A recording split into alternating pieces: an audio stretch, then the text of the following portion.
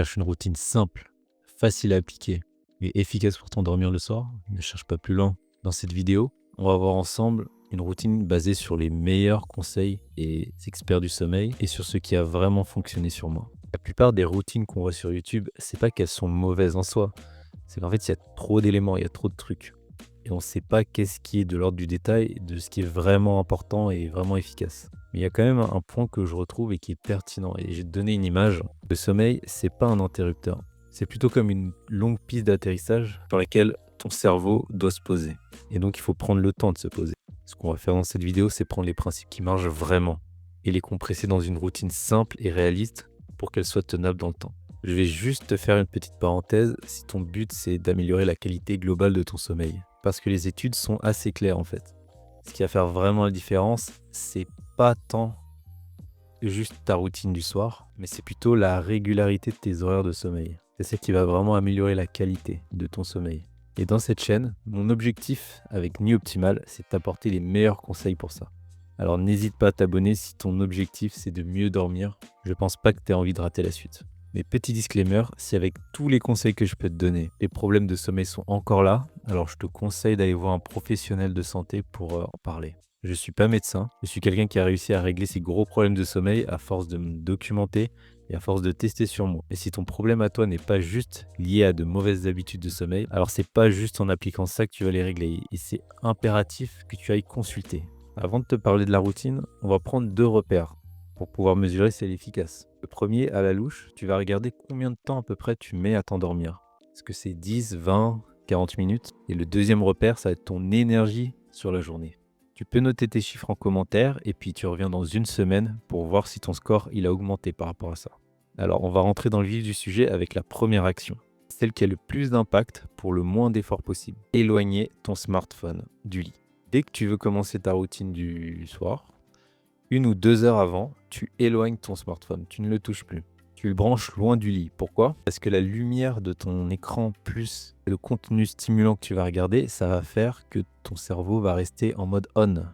Il va pas justement aller sur la longue piste d'atterrissage dont on a parlé. Tout ce qui est stimulation assez forte, ça va repousser artificiellement l'heure de ton endormissement. Et donc ça peut expliquer pourquoi tu as des problèmes à t'endormir le soir. Le deuxième levier sur lequel on va jouer, c'est ton environnement de sommeil. Il faut que ta chambre ait une sorte de mode nuit.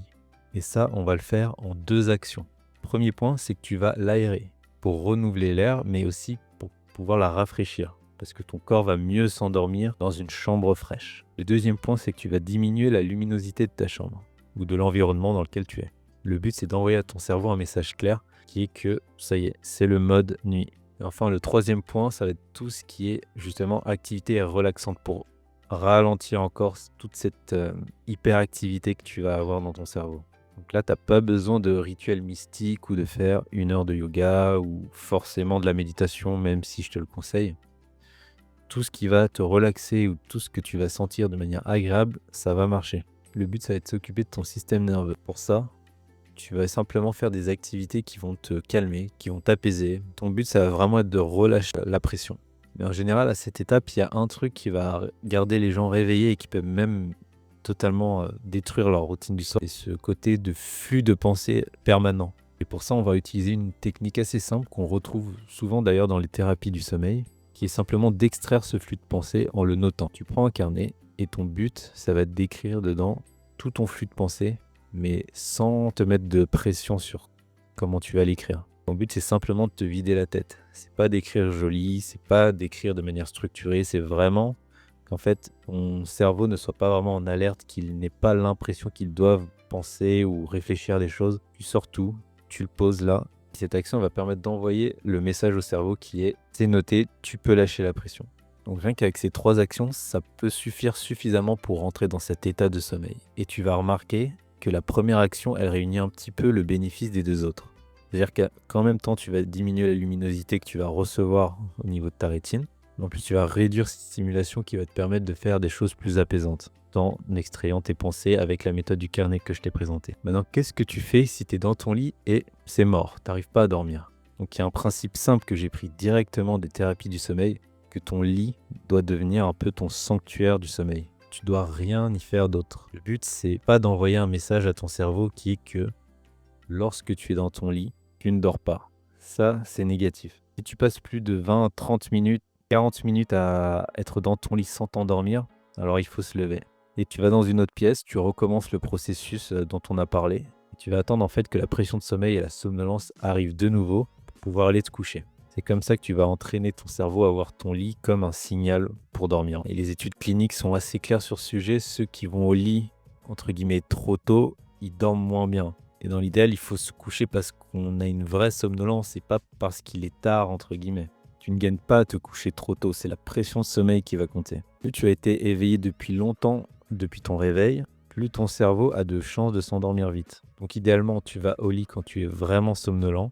Et si tu n'es pas somnolent, tu restes en dehors du lit, mais avec une activité calme, tout simplement. Et un dernier point un petit peu important, c'est que la vie, il y a des aléas. Donc il y aura des soirs où tu auras des soirées, tu seras invité, il y aura des voisins bruyants, il y aura des enfants.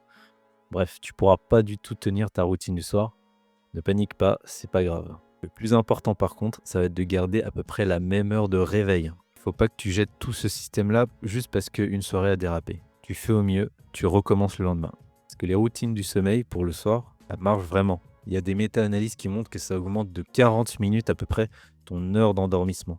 Donc c'est pas révolutionnaire, mais ça marche. N'hésite pas à me faire un retour si cette routine t'a aidé, tout simplement, si tu as réussi à la mettre en place, si tu la sens tenable dans le temps. Et moi, je te dis à la prochaine pour une nouvelle vidéo. N'oublie pas de t'abonner.